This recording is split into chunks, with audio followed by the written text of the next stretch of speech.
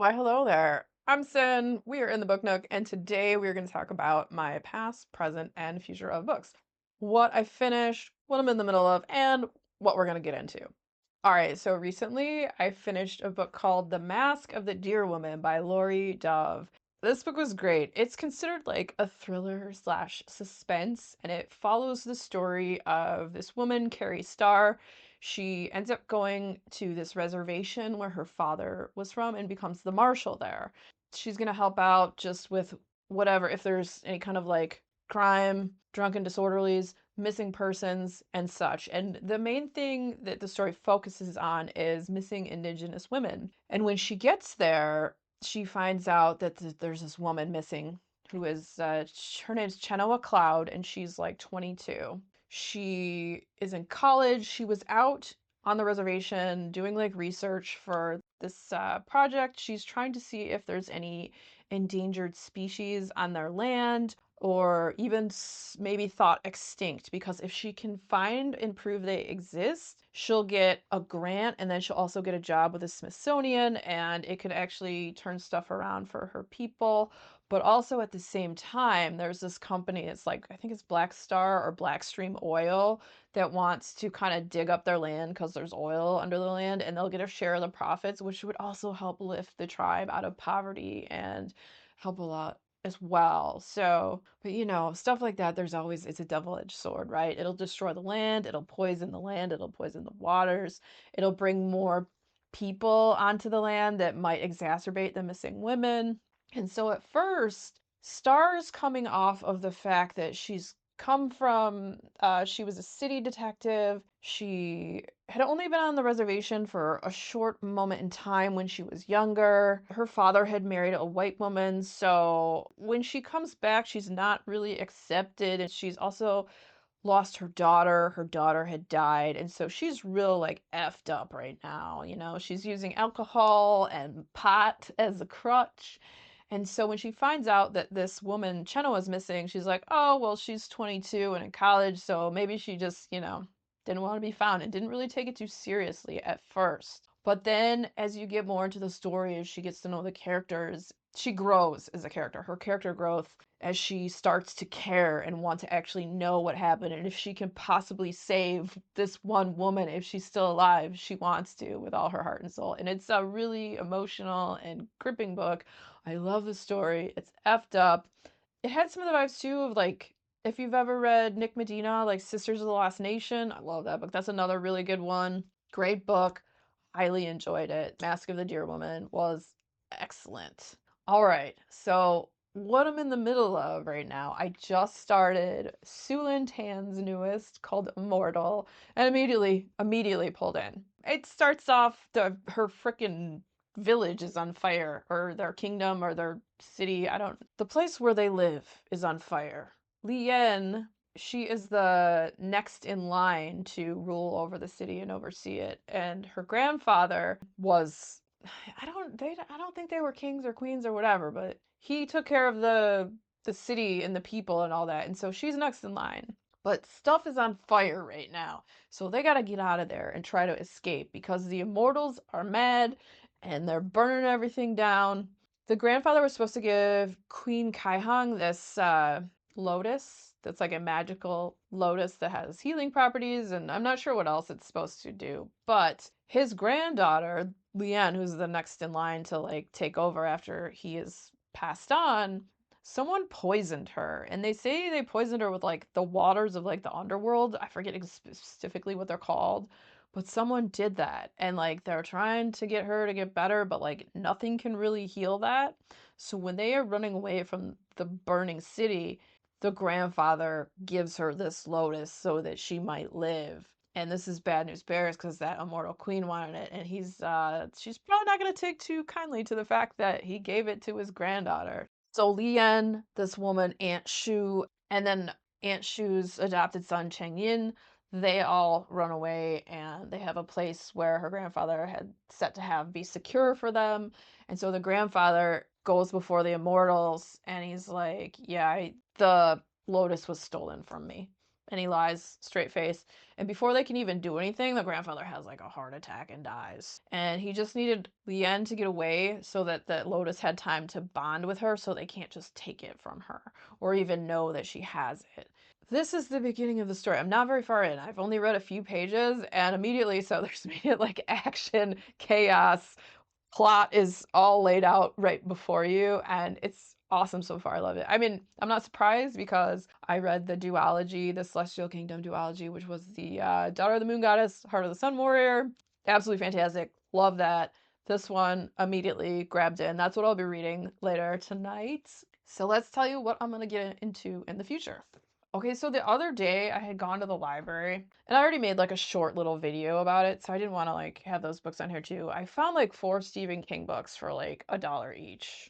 I went back the next day because I had a hold and there were 2 more Stephen King books. So I got 2 more Stephen King books for $1 each. So let's show you what I got.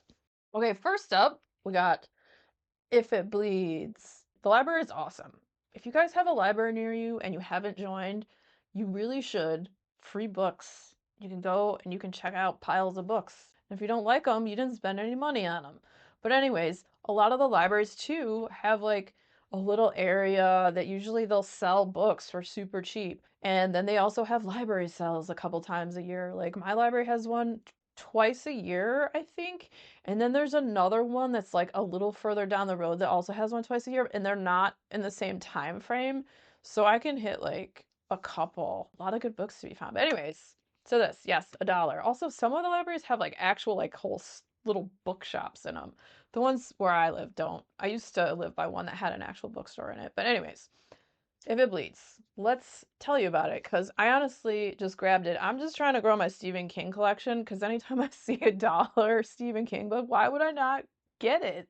If you bought this anywhere else even used, it would probably still be at least like 15, 16 bucks. So, all right, so it's short stories. There are 4 brilliant new stories, sure to prove as iconic as their predecessors. Once again, King's remarkable range is on full display. In the title story, reader favorite Holly Gibney from the Bill Hodges trilogy and The Outsider must face her fears and possibly another outsider, this time on her own. In Mr. Harrigan's Phone, an intergenerational friendship has a disturbing afterlife. The Life of Chuck explores beautifully how each of us contains multitudes. And in Rat, a struggling writer must contend with the darker side of ambition. If these stories show King's range, they also prove that certain themes endure. One of King's great concerns is evil, and in If It Bleeds, there's plenty of it, imagined in the title story as a big bird, all frowsy and frosty gray. There's also evil's opposite, which in King's fiction often manifests as friendship. In this collection, Holly is reminded that friendship is not only life-affirming, but can be life-saving. Young Craig befriends Mr. Harrigan, and the sweetness of this connection is its own reward. And King also reminds us that life's quotidian pleasures are even more glorious because they are fleeting. The outrageous good fortune of a beautiful blue day after a string of gray ones, the delight of dancing really well, when every move feels perfect, a serendipitous meeting. It's in these moments that King's ability to describe pure joy rivals his ability to terrify us. And yeah, If It Bleeds. I have never read this and was excited to find it. Okay, and the next King that I got for $1 was The Girl Who Loved Tom Gordon.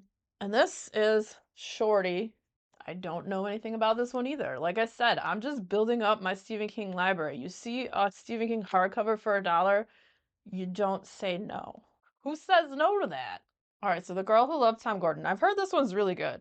I don't know. Let me know your thoughts on either of these books. If you read either of them, if you liked them, which stories you liked, and If It Bleeds, or if you're a fan of this one. The next King book I am going to read, though, is going to be The Stand, because I kind of have like a planned idea of which King books I'm going to read. And so that one's going to probably take me a while because it's like, it's huge. All right, so The Girl Who Loved Tom Gordon. The brochure promised a moderate to difficult 6-mile hike on the Maine, New Hampshire branch of the Appalachian Trail, where 9-year-old Tricia McFarland was to spend Saturday with her older brother Pete and her recently divorced mother. When she wanders off to escape their constant bickering, then tries to catch up by attempting a shortcut through the woods, Trisha strays deeper into a wilderness full of peril and terror, especially when night falls. Trisha has only her wits for navigation, only her ingenuity as a defense against the elements, only her courage and faith to withstand her mounting fear. For solace, she tunes her Walkman to the broadcast of Boston Red Sox games and the gritty performances of her hero, number 36, relief pitcher Tom Gordon. And when her radio's reception begins to fade, Trisha imagines that Tom Gordon is with her, her key to surviving an enemy known only by the slaughtered animals and mangled trees in its wake. And it says a classic story that engages our emotions at the most primal level. The Girl Who Loved Tom Gordon explores our deep dread of the unknown and the extent to which faith can conquer it. It is a fairy tale grimmer than grim, but aglow with a girl's indomitable spirit. That actually sounds pretty good. Yeah, so looking forward to this one in the future. Okay, and so the whole reason I even went back to the library like 2 days in a row was because I had a hold, and that hold was the newest Emily Wilde book. It is the third and I believe final book of the series of Emily Wilde. This is the Compendium of Lost Tales. If you haven't read the other books, they're just a lovely, cozy fantasy that has to do with the Fae, and they're super magical, but they're also kind of dark and disturbing, and I really just love them. They're funny too, like they're quirky and just a good time. It's a very charming series. So let me tell you about this one. Okay, so this is the third installment of the heartwarming and enchanting Emily Wilde series about a curmudgeonly scholar of folklore and the Fae prince she loves. Emily Wilde has spent her life studying fairies, a renowned dryadologist. She has documented hundreds of species of folk in her Encyclopedia of Fairies, which was the first book. Now she is about to embark on her most dangerous academic project yet, studying the inner workings of a fairy realm as its queen. Along with her former academic rival, now fiance, the dashing and mercurial Wendell Bamblebee, Emily is immediately thrust into the deadly intrigues of fairy as the two of them seize the throne of Wendell's long-lost kingdom, which Emily finds to be a beautiful nightmare filled with scholarly treasures. Emily has been obsessed with fairy stories her entire life, but at first she feels as ill-suited to fairy as she did to the mortal world. How can an unassuming scholar such as herself pass for a queen? Yet, there is little time to settle in, for Wendell's murderous stepmother has placed a deadly curse upon the land before vanishing without a trace. It will take all of Wendell's magic and Emily's knowledge to unravel the mystery before they lose everything they hold dear. And his stepmother, she's a bloody thorn in all their sides. I don't know where she went, but she really needs to just leave everyone F alone and go away. And his stepmother's human too, so I don't know. Anyways, super stoked to go back to this world because it's just fun.